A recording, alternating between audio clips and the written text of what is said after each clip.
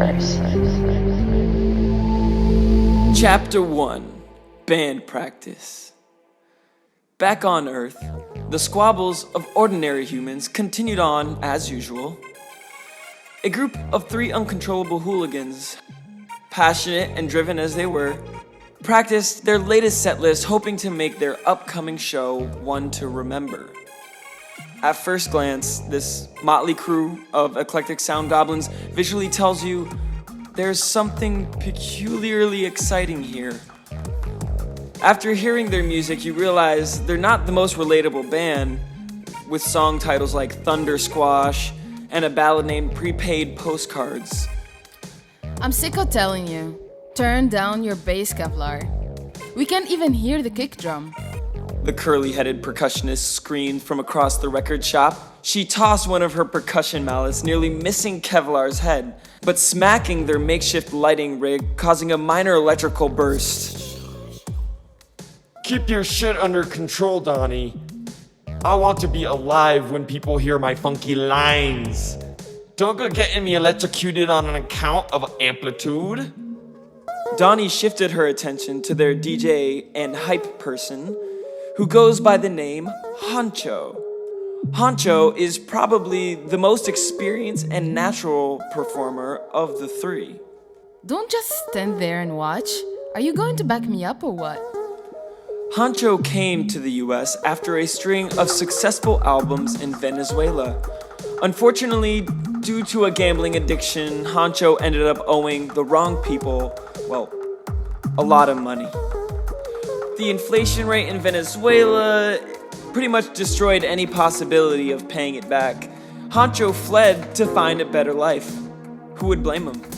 Honcho could play just about every instrument, but in the US, he couldn't find any venues that were willing to hire.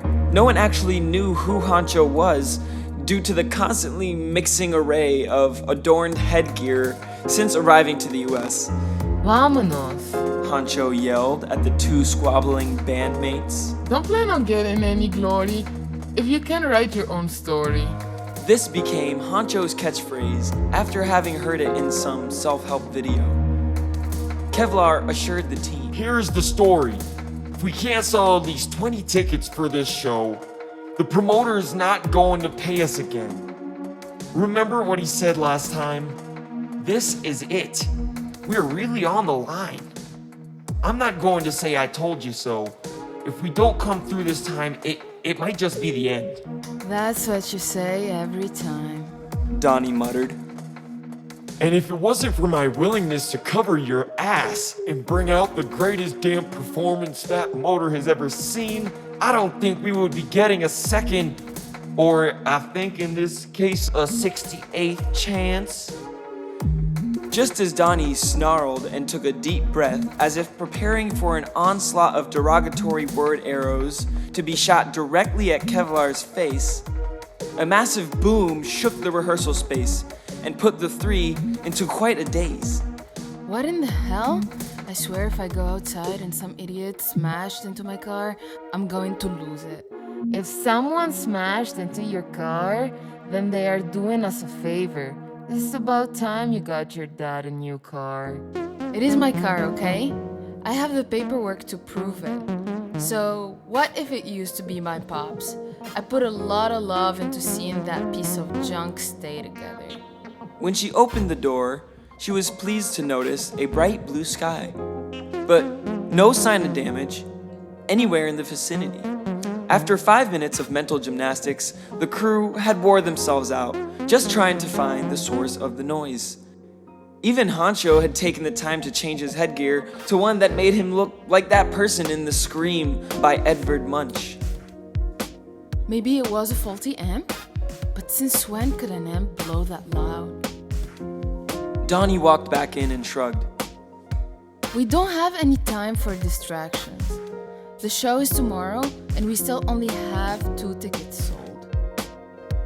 Donnie, you buying tickets for your parents doesn't count.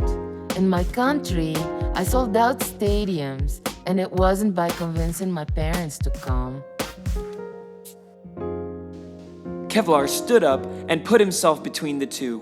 knowing such a comment could send Donnie into a flurry. Donnie did everything to get her parents to approve of her dream of being a musician.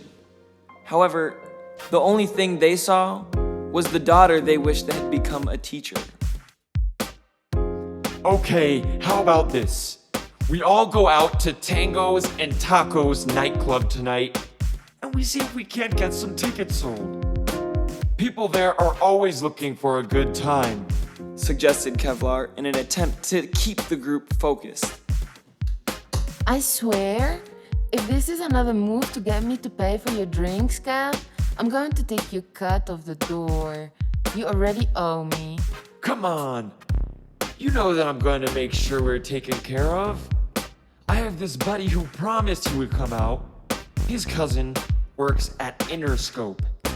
Yeah, and if he puts in a word for us, no doubt we will get a call from Jimmy himself.